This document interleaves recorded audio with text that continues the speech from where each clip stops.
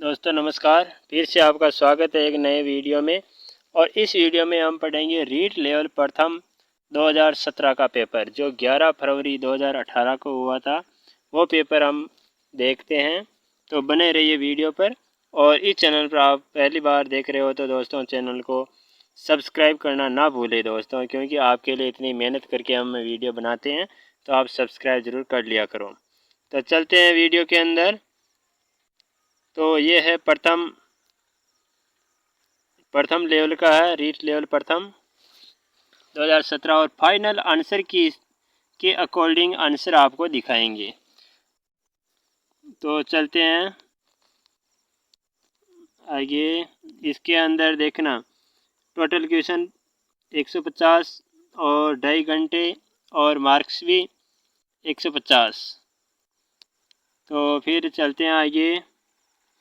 पहला child development and pedagogy मनोविज्ञान के 30 क्वेश्चन, लैंग्वेज प्रथम के 30, जिसमें से हिंदी, इंग्लिश, संस्कृत अपनी इच्छा अनुसार कोई भी इनमें से चूज कर सकते हो आप। और लैंग्वेज सेकंड है, उसके भी 30 क्वेश्चन।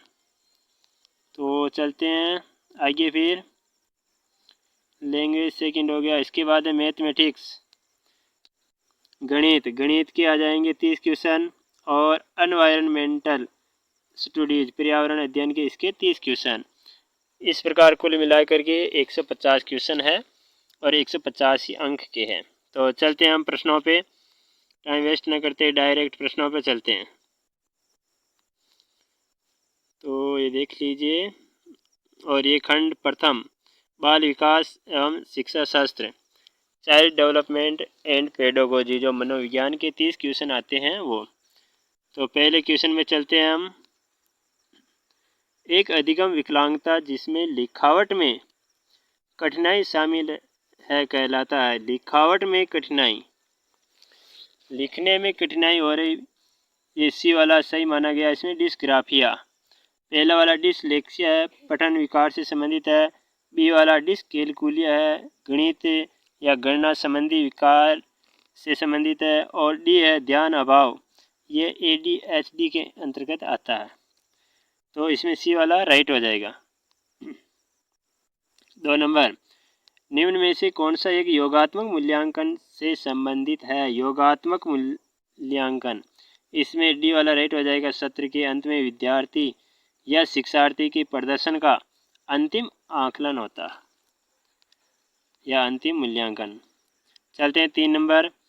हावर्ड गार्डनर का कहना है कि कई प्रकार की बुद्धि या दिमाग के फ्रेम होते हैं, उसके द्वारा सुझाई गई बुद्धि की श्रेणी कौन सी है। अर्थात हावर्ड गार्डनर के द्वारा सुझाई गई बुद्धि की श्रेणी जो है वो प्रकृतिवादी कौशल, सी राइट हो जाएगा। चलते हैं आगे 4 नंबर में। हमारे देश में कई बच्चे एक से अधिक भाषा बोलते हैं। निम्न में से पता लगाइए कि 2 भाषाओं को बोलने की क्षमता वाले बच्चों के लिए सही लाभ है। 2 भाषाओं को बोलने की क्षमता रखने वाले बच्चों के लिए सही लाभ क्या है कि अवधारण गठन में सुविधा, विश्लेषणात्मक तर्क में सुविधा, संज्ञानात्मक लचीलेपन में सुविधा, उपयुक्त सभी। तो डी वाला इसमें राइट हो जाएगा। चलते हैं आगे 5 नंबर। एक अध्यापक कक्षा में कुछ गतिविधि कर रहा है, जैसे न केवल यह पूछकर कि क्या हुआ बल्कि यह भी पूछा कि कैसे और क्यों। बी वाला उन्हें एक प्रश्न के विभिन्न उत्तरों तथा तर्क की तुलना करने में मदद करना जो वास्तव में सबसे अच्छा जवाब है। इन गतिविधियों से वह बढ़ावा देने की कोशिश कर रहा है। किसको बढ़ावा देने की कोशिश कर रहा है वो? आलोचनात्मक सोच को। तो बी राइट हो जाएगा उसमें 5 वाले में। अब देखते हैं आगे 6 नंबर। सकारात्मक और नकारात्मक उत्तेजनाएं या घटनाएं छात्र के व्यवहार को प्रेरित कर सकते हैं। कौन सा मनोवैज्ञानिक परिप्रेक्ष्य इस तरह से प्रेरणा की व्याख्या करते हैं, वो व्यवहार हो जाएगा। चलते हैं आगे 7 नंबर। समावेश शब्द का मतलब विशेष शैक्षिक आवश्यकता वाले बच्चों को रिक्त स्थान नियमित कक्षा कक्ष में शिक्षित करना। तो रिक्त स्थान में आ जाएगा पूरा समय। चलते हैं 8 नंबर। एक भाषा शिक्षक कक्षा में कविता का विवरण समझाकर कक्षा में कविता पढ़ा रहा और छात्रों को स्पष्टीकरण से निष्कर्ष निकालने या व्यापक विचार करने के लिए कह रहा है। यह किसका उदाहरण है? विचार करने के लिए कह रहा है, विचार करने के लिए कह रहा है। ये एक किसका उदाहरण है? ये आगमनात्मक तर्क का उदाहरण है। ए वाला राइट हो जाएगा इसमें। चलते हैं आगे। 9 नंबर, मनोविश्लेषण का मानना है कि एक प्राथमिक साधन है जिसके द्वारा इगोइड पर आच्छादित रहता है, यह कहलाता है दबाव कहलाता है। क्या कहलाता है? दबाव कहलाता है। चलते हैं आगे। 10 नंबर, अंतर्मुखता बहिर्मुखता व्यक्तित्व का लक्षण निम्न के द्वारा प्रस्तावित है। ये इसके अंदर ए वाला राइट हो जाएगा। हेंस आइसेंक जो है ए वाला राइट हो जाएगा। B RB. केटल है, इसने 16 कारक बताए और प्रश्नावली विधि के बारे में चर्चा की थी। और सी वाला गार्डन आलपोर्ट है, आलपोर्ट ने 3 प्रकार का व्यक्तित्व बताया। पहला हो जाएगा इसमें प्रमुख विशेषक, दूसरा केंद्रीय विशेषक, तीसरा गौण विशेषक। और कार्ल रॉजर्स ये अलग है। और व्यक्तित्व के दो प्रकार किसने बताए थे? ये जुंग ने बताए थे, अंतर्मुखी और बहिर्मुखी। ये आप ध्यान रख लेना। चलते हैं आगे। 11 नंबर, निम्न में से कौन सा सर्वोत्तम उदाहरण है कि प्रेरणा क्या है? प्रेरणा क्या है जिसका उदाहरण? छात्र बी सक्रिय है, अपने गणित वर्ग में अच्छा करने के लिए उच्च लक्ष्य निर्धारित करता है, काफ़ी प्रयास के साथ बना रहता है और कक्षा में उच्चतम अंक प्राप्त करता है। तो इसमें बी वाला राइट हो जाएगा। चलते हैं आगे। 12 नंबर, यदि बाह्य प्रेरणा एक अंत की युक्ति है तो आंतरिक प्रेरणा अपने आप में एक अंत है। बी वाला राइट हो जाएगा। 13 नंबर देखना, एक व्यवस्थित विज्ञान जो स्वयं और वातावरण के साथ समायोजन को प्राप्त करने के नियम, कानून और सिद्धांत प्रदान करता है, वो कहलाता है दिमागी आरोग्यता। बी वाला इसमें राइट हो जाएगा। अब देखते हैं आगे। नेक्स्ट, एक समायोजन तंत्र में अतीत, वर्तमान और प्रस्तावित व्यवहार के अनुमोदित कारणों में तार्किक और सामाजिक रूप से सोचना शामिल है, कहलाता है ये प्रीमेयकरण कहलाता है। चलते हैं 15 नंबर, स्कूल की संगठनात्मक स्थापना छात्रों के अधिगम को प्रभावित करती है। संगठनात्मक जो स्थापना होती है वो छात्रों के अधिगम को अर्थात सीखने को प्रभावित करती है। यह पहलू उस श्रेणी से संबंधित है सामाजिक कारक। कौन सी श्रेणी से? सामाजिक श्रेणी से। तो सामाजिक कारक राइट हो जाएगा। 16 नंबर, निम्न स्थितियों में से कौन समायोजन को बढ़ावा देती है? तो डी वाला राइट हो जाएगा। न्यूरोटिक, भय और चिंता से मुक्त। चलते हैं आगे। 17 नंबर, एक शिक्षक के रूप में आपने अपने छात्रों से हमारे जीवन पर प्रदूषण के प्रभाव को समझाते हुए एक निबंध लिखने के लिए कहा। इस कार्यभार से ब्लूम के वर्गीकरण के कौन से संज्ञानात्मक स्तर की व्याख्या की गई है? ब्लूम, BS ब्लूम जो है, इसके कौन से संज्ञानात्मक स्तर की व्याख्या की? तो ये संप्रयोग। चलते हैं 18, शिक्षक के तौर पर आपने एक उपयुक्त परीक्षण और जांच सूची का उपयोग करके छात्र की बुद्धि, व्यक्तित्व तथा कक्षा व्यवहार के बारे में जानकारी इकट्ठी की या एकत्र की। यह प्रक्रिया जो कहलाती है वो आकलन कहलाती है, यानी जांच करना, आकलन करना। चलते हैं आगे, जिसमें बोनस दिया गया 19 नंबर में बोनस दिया गया है। कौन सा क्षेत्र ब्लूम के वर्गीकरण में शामिल नहीं है या नामित नहीं है? संज्ञानात्मक, भावात्मक, क्रियात्मक और एक मनोप्रेरणा। तो प्रथम जो आंसर की आई थी उसमें डी को सही माना था और फाइनल आंसर की में इसमें बोनस दिया गया। चलते हैं आगे। 20 नंबर,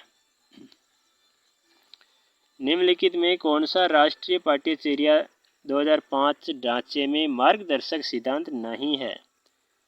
इसमें सी वाला राइट हो जाएगा। अधिगम को रटना विधि को सुविधाजनक बनाना चाहिए। रटना विधि ये गलत है, तो सी वाला इसमें सही आंसर हो जाएगा। चलते हैं आगे। 21 नंबर, शुरू में एक बच्चा अपनी पूरी हथेली का उपयोग करके वस्तु को पकड़ता है और धीरे धीरे वृद्धि और विकास के रूप में बच्चा उंगलियों और अंगूठे का उपयोग कर वस्तु को उठाने के लिए करता है। इस प्रकार की जो गति होती है, प्रगति होती है, वो कहलाती है। तो प्रॉक्सिमो डिजिटल प्रगति और व्यापक से विशिष्ट कार्यवाही प्रगति, अर्थात बी और सी दोनों को राइट माना फाइनल आंसर की के अकॉर्डिंग। तो बी और सी राइट हो जाएगा। चलते हैं आगे 22 नंबर। बच्चे के विकास को अक्सर शारीरिक, संज्ञानात्मक, भावनात्मक और सामाजिक जैसे 3 व्यापक क्षेत्र में विभाजित किया जाता है। विकास प्रक्रिया इन क्षेत्रों में कहाँ तक संबंधित है? तो इसमें बी वाला हो जाएगा। एक, एकीकृत और समग्र प्रकार से विकसित या समग्र प्रकार में विकसित। चलते हैं 23 नंबर। एक बच्चा जो कि एक विशेषता जैसे मौखिक क्षमता में उच्च या निम्न है, बाद की उम्र में भी रहेगी। ये बयान के महत्व पर जोर देता है। ये आनुवंशिकता। तो चलते हैं आगे 24 नंबर। अधिगम में उपयोग और अनुपयोग के नियम को कहा जाता है। अधिगम में उपयोग और अनुपयोग के नियम को प्रबलन का नियम कहा था। प्रथम आंसर की के अकॉर्डिंग प्रथम आंसर की में प्रबलन का नियम सही माना था और फाइनल आंसर की जो आई थी उसमें बोनस दिया गया था। ये आप ध्यान रखना। 25 नंबर। पावलोव के प्रयोग में कुत्ता न केवल मांस प्रदाता के मांस सीधे मुंह में रखने से लार टपकाता है, किंतु इससे पहले अर्थात जब सीढ़ियों से नीचे आने वाले प्रशिक्षक के कदमों की आवाज़ सुनता है, इस संवृत्ति को कहा जाता है, वो अनुकूलित उत्तेजना कहा जाता है। और ये पावलोव है जो रूस का रहने वाला है और इसने किस पर प्रयोग किया था? कुत्ते पर प्रयोग किया था। चलते हैं आगे 26 नंबर। अनुभूति बच्चे और वातावरण के बीच अंतःक्रिया की निरंतर प्रक्रिया के माध्यम से विकसित होती है। यह सिद्धांत में प्रतिबिंबित होता है। तो ये जीन पियाजे का संज्ञानात्मक जो विकास है उसमें प्रतिबिंबित है, अर्थात बी वाला राइट हो जाएगा। 27 नंबर। चलते हैं नेक्स्ट।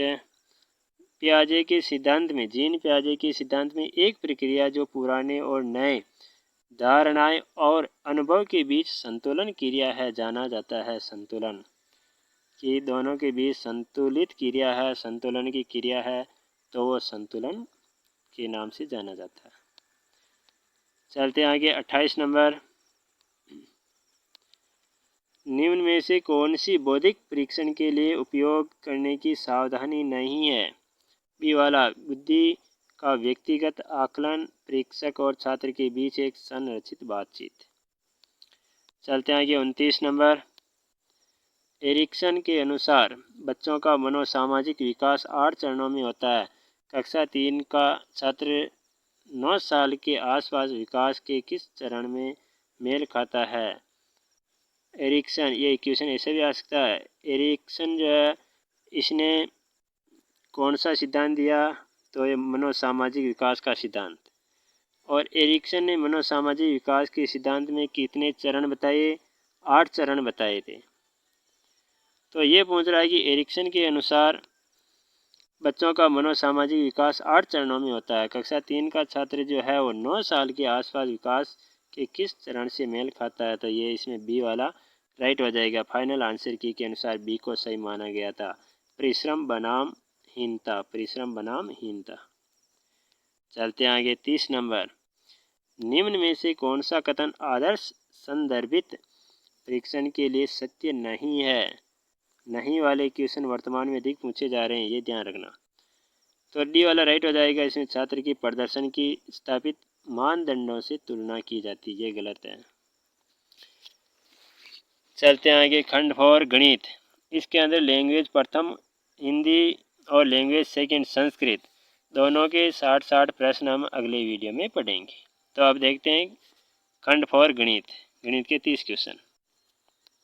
91 नंबर।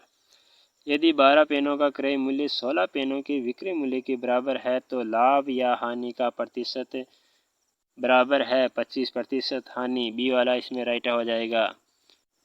92 नंबर।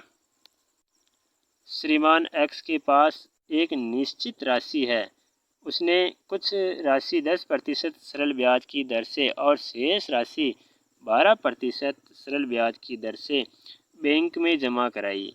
प्रथम राशि का चौथाई हिस्सा और शेष राशि के 5वें हिस्से के बराबर है। यदि 2 वर्षों के बाद कुल ब्याज 2500 रुपये है तो जमा की गई कुल राशि बराबर होगी।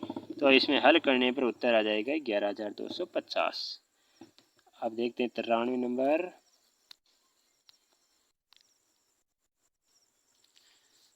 तो इसमें 11,250 हो जाएगा 92 में, और 93 में चलते हैं।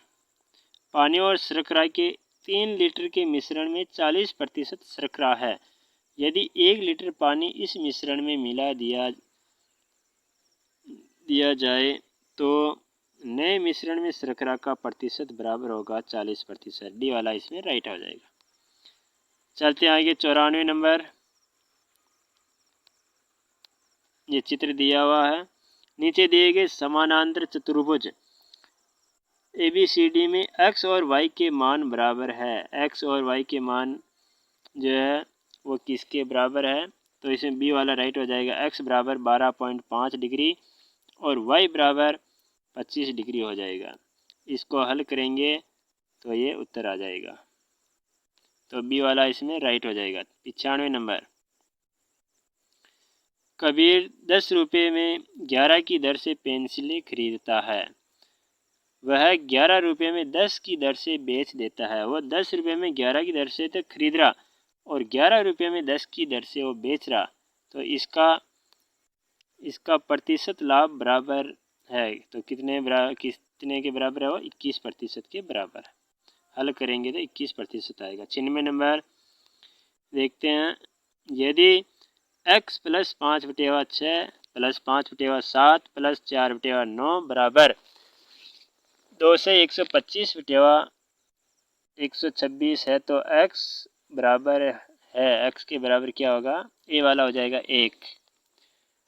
तो 1 इसमें ए वाला सही राइट आंसर हो जाएगा। चलते हैं नेक्स्ट। एक वृत्त का चित्र दिया हुआ है।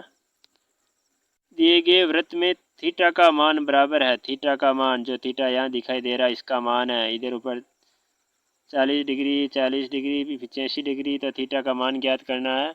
तो हल करेंगे तो 55 डिग्री आएगा। कितना आएगा इसमें? 55 डिग्री। तो इसमें सी वाला राइट आंसर हो जाएगा। 98 नंबर। निम्नलिखित में से कौन सा कथन गणित की प्रकृति को नहीं दर्शाता है? नहीं वाला शब्द आ रहा, नहीं दर्शाता है। कौन सा? सी वाला। गणित में सामान्यीकरण का क्षेत्र संकुचित होता है। ये नहीं है। गणित का सामान्यीकरण का जो क्षेत्र होता है संकुचित नहीं होता है। तो सी वाला इसमें राइट आंसर हो जाएगा। 99 नंबर। गणित की उन्नति तथा वृद्धि देश की संपन्नता से संबंधित है। यह कथन गणित के प्रदर्शित करता गणित के मूल्य को प्रदर्शित करता। गणित के मूल्य को कैसे प्रदर्शित करता है? इसमें डी वाला राइट आंसर हो जाएगा। गणित के अनुशासनात्मक मूल्य को प्रदर्शित करता। चलते हैं आगे 100 नंबर। एक ऐसी योजना जो यह जानने का प्रयास करती है कि विद्यार्थी कितना समझे और इस आधार पर यह तय किया जा सके कि प्रत्येक की व्यक्तिगत अथवा वर्ग की आवश्यकता के अनुसार भविष्य का शिक्षण तय हो सके, ये कहलाता निदानात्मक आकलन कहलाता। क्या कहलाता? सी वाला राइट आंसर हो जाएगा। निदानात्मक आकलन। चलते हैं आगे 101 नंबर। निम्नलिखित में से कौन सा अनौपचारिक आकलन की विशेषता को नहीं दर्शाता है? अनौपचारिक आकलन जो होता है वो विद्यार्थियों की उत्तर पुस्तिकाओं को जांचकर अंक या ग्रेडिंग प्रदान करना, ये नहीं होता है। ये इसको नहीं दर्शाता। डी वाला राइट आंसर हो जाएगा। चलते हैं 102 नंबर। सभी अध्यापकों को शुद्ध गणितीय प्रश्नावली के उपयोग हेतु प्रोत्साहित किया जाता है और विद्यार्थियों के मध्य शुद्ध शब्दावली उपयोग हेतु बढ़ावा देती है। इस प्रश्नावली को जाना जाता है तो गणित शिक्षण में भाषा। ये वाला राइट आंसर हो जाएगा इसमें। चलते हैं आगे।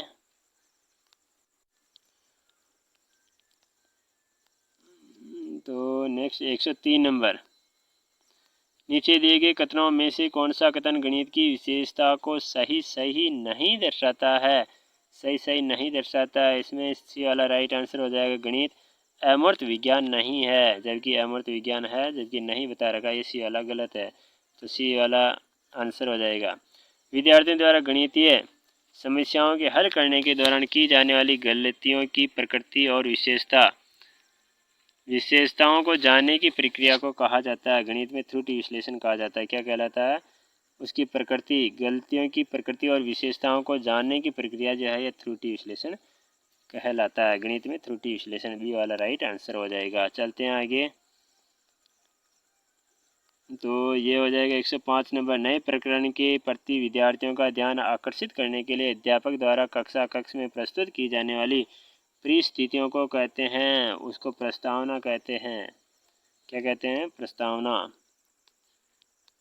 प्रस्तावना होने के बाद ही पाठ स्टार्ट होता है, पहले प्रस्तावना होती है। निम्नलिखित में से कौन सा कथन गणित के पाठ्यक्रम निर्माण को अच्छी तरह से नहीं दर्शाता है? नहीं वाला क्वेश्चन इसमें भी।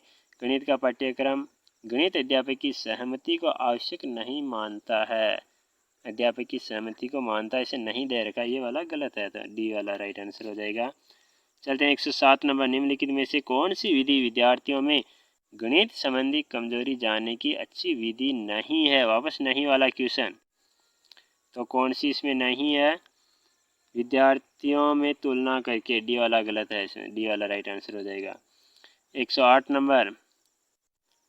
देखिए 108 नंबर, दो पूर्ण संख्याएं दी गई है और यदि बड़ी संख्या के तिगुने को छोटी संख्या से विभाजित किया जाता है तो भागफल 4 और शेषफल 3 प्राप्त होता है। यदि छोटी संख्या के 7 गुने को बड़ी संख्या से विभाजित किया जाता है तो भागफल 5 और शेषफल 1 प्राप्त होता है। छोटी संख्या किसके बराबर है? छोटी संख्या है जो वो 36 के बराबर है, तो सी वाला इसमें राइट आंसर हो जाएगा। चलते हैं आगे। संख्या दे रखी है और स्थानीय मानों का योग बताना आपको। संख्या 1, 7, 0, 6, 5, 8, 0, 9 में 7, 6 और 9 के स्थानीय मानों का योग बराबर है। योग, ये सी वाला राइट आंसर हो जाएगा। 70, 60, 0, 0, 9, सी वाला राइट आंसर आ जाएगा। तो चलते हैं आगे।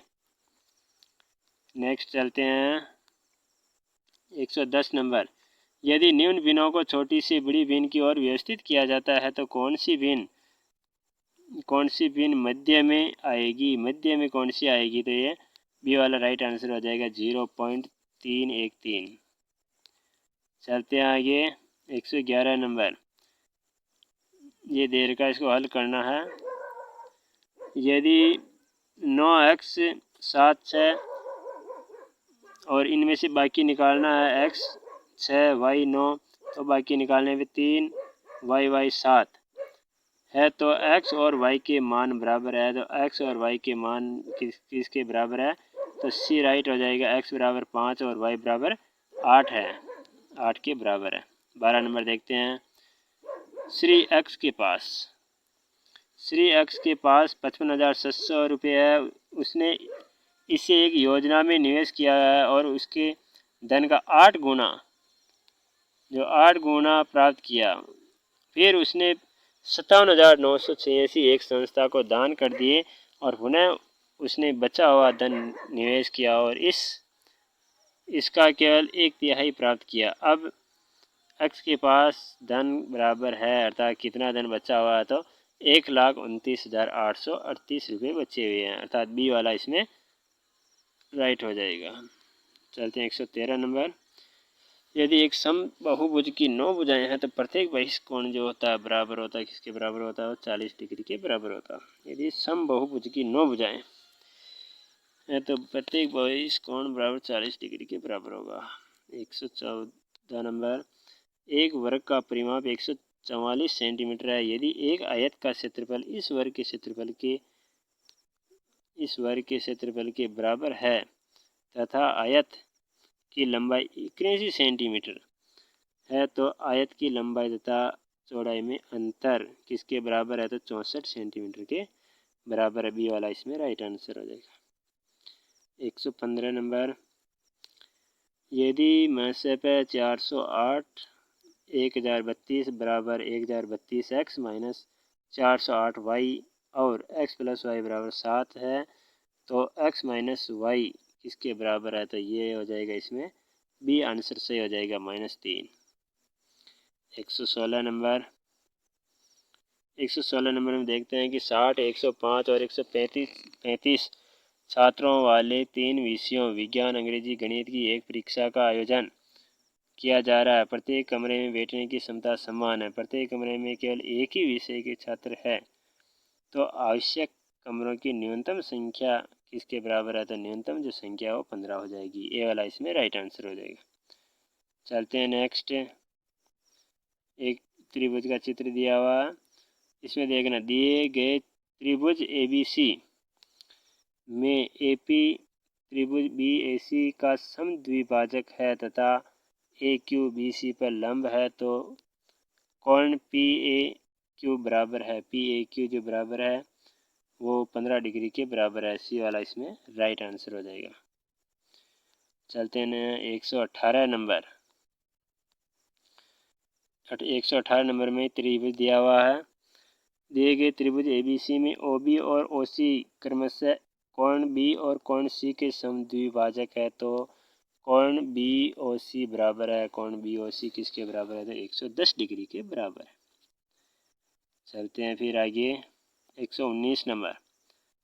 119 नंबर चतुर्भुज दिया हुआ। चतुर्भुज ABCD की भुजाओं BA और DC को आकृति अनुसार बढ़ाया जाता है, तो निम्न में से कौन सा सत्य है? तो इसमें डी वाला राइट आंसर होगा। x प्लस वाई बटेवा 2 x प्लस वाई बटेवा 2 बराबर a माइनस बी, इसमें राइट आंसर हो जाएगा। 120 नंबर। एक छात्र के अंक 98 की बजाय 108 त्रुटि से अंकित हो गए। इस त्रुटि के कारण कक्षा की औसत अंक 1/5 बढ़ गए और कक्षा में छात्रों की कुल संख्या बराबर 1/5 इसमें बढ़ गए, तो कक्षा में छात्रों की कुल संख्या किसके बराबर है? तो 10 के बराबर है। फिर चलते हैं नेक्स्ट खंड 5 पर्यावरण अध्ययन। पर्यावरण अध्ययन के क्वेश्चन देखते हैं आप। तो पर्यावरण अध्ययन में चलते हैं।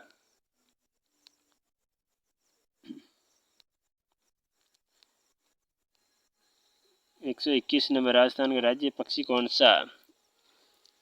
राजस्थान का राज्य पक्षी गोडाउन हो जाएगा। और 122 नंबर। निम्न में से कौन सा सुमेलित है? तो बी वाला राइट हो जाएगा। भारतीय वनस्पति सर्वेक्षण कोलकाता। चलते हैं 123 नंबर। निम्नलिखित में से कौन सा नवीकरणीय ऊर्जा का स्रोत नहीं है? तो जीवाश्म ईंधन नहीं है इसमें। 124 नंबर। पारितंत्र शब्द का गठन किसने किया था? पारितंत्र शब्द का गठन टेंसले ने किया था। चलते हैं 125 नंबर। भारत का सर्वाधिक वर्षा वाला स्थान कौन सा स्थान पूछ रहा है? ये मासिनराम मेघालय में है। चलते हैं नेक्स्ट 126 नंबर। पर्यावरण के जैविक घटक में सम्मिलित होते हैं। जैविक घटक के अंदर पेड़ पौधे सम्मिलित होते हैं, ये ध्यान रखना। सी वाला इसमें राइट आंसर हो जाएगा। दोस्तों अभी तक चैनल को सब्सक्राइब नहीं किया, सब्सक्राइब जरूर कर लीजिए दोस्तों। चलते हैं आगे 127 नंबर। मिनी माता रोग का संबंध निम्नलिखित में से किससे है? मिनी माता रोग जो HG प्रदूषण से है। HG प्रदूषण जिसे पारा भी कहते हैं। मिनी माता रोग जो होता है वो HG प्रदूषण, HG पारा को कहते हैं। तो सी वाला इसमें राइट आंसर हो जाएगा। 128 नंबर। निम्नलिखित में से अप्रक्षेपित शिक्षण सामग्री कौन सी है? अप्रक्षेपित शिक्षण सामग्री टीचिंग एड कौन सा है? तो वो चार्ट है। बी वाला इसमें राइट आंसर हो जाएगा। चलते हैं 129 नंबर। निम्नलिखित में से कौन सी गतिविधि पर्यावरण संरक्षण से संबंधित नहीं है? वनोन्मूलन नहीं है। वनों से पर्यावरण का नाश होता है, इसलिए ये संरक्षण की विधि नहीं है। चलते हैं आगे नेक्स्ट पर्यावरण शिक्षा। पर्यावरण शिक्षा में सामूहिक चर्चा से संबंधित शिक्षण विधि कौन सी है? तो सामूहिक चर्चा से संबंधित शिक्षण विधि है ये विचार गोष्ठी। डी वाला इसमें राइट आंसर हो जाएगा। चलते हैं फिर नेक्स्ट सततम व्यापक मूल्यांकन CC का प्रमुख उद्देश्य क्या? सततम व्यापक जो मूल्यांकन है इसका मुख्य उद्देश्य है विद्यालय में उपस्थिति के समय बालक के प्रत्येक पहलू का मूल्यांकन करना है। इसमें ए वाला इसमें राइट आंसर हो जाएगा। चलते हैं फिर आगे। चलते हैं 132 नंबर। IEEP का पूरा नाम क्या है? देख IEEP का पूरा नाम इंटरनेशनल एनवायरनमेंटल एजुकेशन प्रोग्राम, ये ध्यान रखना। IEEP का पूरा नाम है इंटरनेशनल एनवायरनमेंटल एजुकेशन प्रोग्राम। चलते हैं आगे 133 नंबर। पर्यावरण अध्ययन शिक्षण के दौरान शिक्षार्थियों या विद्यार्थियों की शैक्षिक उपलब्धियों को देखने के लिए निम्नलिखित आकलन सूचक का प्रयोग नहीं किया जाना चाहिए। तो किसका प्रयोग नहीं किया जाना चाहिए? इसमें डी हो जाएगा उपचारात्मक शिक्षण का प्रयोग। डी वाला इसमें राइट हो जाएगा, उपचारात्मक शिक्षण का प्रयोग करना। चलते हैं आगे 134 नंबर। निम्नलिखित में से कौन सी विशेषता अच्छे शिक्षण की नहीं है? अच्छे शिक्षण की विशेषता नहीं है, कौन सी नहीं? अच्छा शिक्षण मूल्य आधारित नहीं होता, ये नहीं है। चलते हैं आगे 135 नंबर। निम्नलिखित में से कौन सा विकल्प पर्यावरण अध्ययन की विषय वस्तु में सम्मिलित नहीं किया जाता है? नहीं किया जाता, किसको नहीं किया जाता? पर्यावरण अध्ययन की विषय वस्तु में राजनीतिक संरक्षण को शामिल नहीं किया जाता। तो बी वाला राइट आंसर हो जाएगा। 136 नंबर। निम्नलिखित में से कौन सा नियम अधिगम के प्रयास त्रुटि सिद्धांत से संबंधित नहीं है? प्रयास त्रुटि का सिद्धांत किसने दिया था? थॉर्नडाइक ने दिया था। थॉर्नडाइक कहाँ का है? तो अमेरिका का है। तो इसमें नहीं वाला है पुनर्बलन का नियम, ए वाला इसमें राइट हो जाएगा। बाकी तत्परता का है, अभ्यास का है, प्रभाव का नियम है। ये थॉर्नडाइक ने दिए थे तीनों। बाकी पहला वाला पुनर्बलन का नियम CL हल ने दिया था, ये ध्यान रखना। 137 नंबर। भारत में बाल श्रम को प्रतिबंधित करने के लिए बाल श्रम निषेध विनियमन अधिनियम किस वर्ष में पारित किया गया? किस वर्ष में पारित किया गया? तो 1986 में। इसी वाला इसमें राइट आंसर हो जाएगा। चलते हैं आगे 138 नंबर। भारत में लड़कियों और लड़कों के विवाह की न्यूनतम आयु कितनी है? विवाह की आयु आ गई तो 18 वर्ष लड़कियों की और लड़कों की 21 वर्ष। चलते हैं फिर आगे। वस्त्र नगरी किससे कहते हैं? राजस्थान की वस्त्र नगरी भीलवाड़ा जिले को कहते हैं वस्त्र नगरी या टेक्सटाइल सिटी। टेक्सटाइल सिटी भी भीलवाड़ा को ही कहते हैं। भीलवाड़ा जिले को वस्त्र नगरी भी भीलवाड़ा जिले को ही कहते हैं। तो चलते हैं आगे नेक्स्ट 140 नंबर। नशीली दवाओं की लत को नियंत्रित करने हेतु आमतौर पर प्रयुक्त की जाने वाली औषधि का नाम क्या है? तो ये पेथिडीन है। क्या डी वाला राइट हो जाएगा? पेथिडीन। 141 नंबर। निम्नलिखित में से कौन सा 100% खुले में शौच मुक्त ODF राज्य है? तो केरल है। अर्थात 100% खुले में शौच मुक्त ODF राज्य है तो ये केरल हो जाएगा। 100% शौच से मुक्त हो गया है, फ्री हो गया वो। चलते हैं 142 नंबर। राजस्थान के राज्यसभा सांसदों की कुल संख्या है? राजस्थान में पूछ रहा था 10 है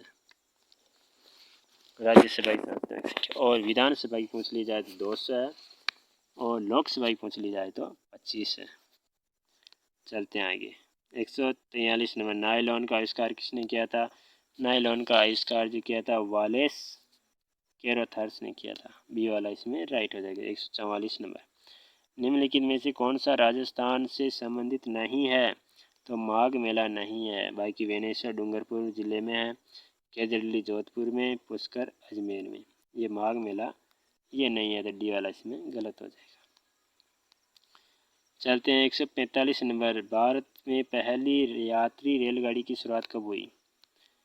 भारत में प्रथम यात्री रेलगाड़ी की शुरुआत जो है ना, पहली या प्रथम यात्री रेलगाड़ी की शुरुआत 1853 में हुई। चलते हैं 146 नंबर। पीसी कल्चर मछली पालन को कहते हैं, मछली पालन को पीसी कल्चर कहते हैं। चलते हैं 147 नंबर। जामर कोटड़ा रॉक फॉस्फेट के लिए प्रसिद्ध है। जो जामर कोटड़ा रॉक फॉस्फेट के लिए प्रसिद्ध है और ये उदयपुर जिले में स्थित है। 148 नंबर। निम्नलिखित में से कौन सा रोग संक्रामक है? डिप्थीरिया जो है, डी वाला डिप्थीरिया, ये रोग संक्रामक है। देख रहे हैं 149 नंबर जिसमें बोनस दिया गया था।